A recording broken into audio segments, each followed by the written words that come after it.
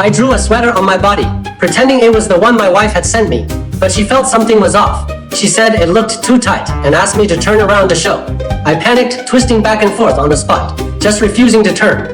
The next second, I froze completely. No matter how she called, I didn't respond. She thought the video signal was bad and hung up. I was finally relieved because I hadn't finished drawing the back of the sweater. My wife always thought I was studying at an art academy in Russia, but in fact, I've been hiding it from her, working in a poor village in my hometown on poverty alleviation projects. I wanted to turn this place into a tourist village and help the villagers become prosperous. The villagers were so grateful that they put on wigs and played along with my act, making my lies more believable. One day, my wife Video called me again.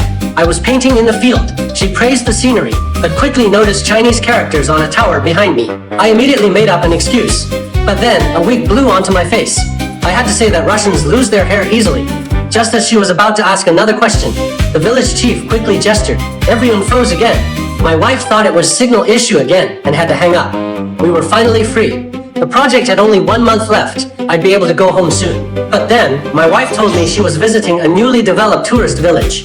I froze instantly because that was exactly my village. I jumped out of bed in terror and rushed outside. Sure enough, there she was in the parking lot. I put on a mascot costume and followed her, watching as she went to the sunflower field to take photos. She thought it looked familiar, but luckily didn't pay it much mind.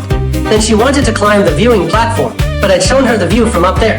If she went up, I'd be exposed. Just then, they were blocked by a sign, writing that pregnant women and photographers not allowed. The three were confused. The village chief rushed over to apologize and gave them 3 boxes of local specialties as compensation. My wife finally left with her friends, and I let out a huge sigh of relief.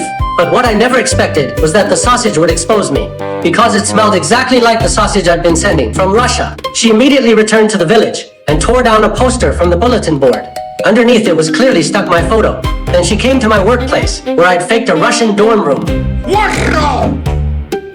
A villager tried to secretly warn me, but her friend caught him. My wife was initially furious. But then she noticed the walls were covered in murals, every single one painted by my hand.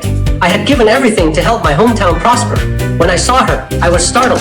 I thought she'd explode at me, but instead she just took my hand. Seeing the scars on my hands, her heart ached. Not only did she not blame me, she chose to stay and continue this meaningful work with me.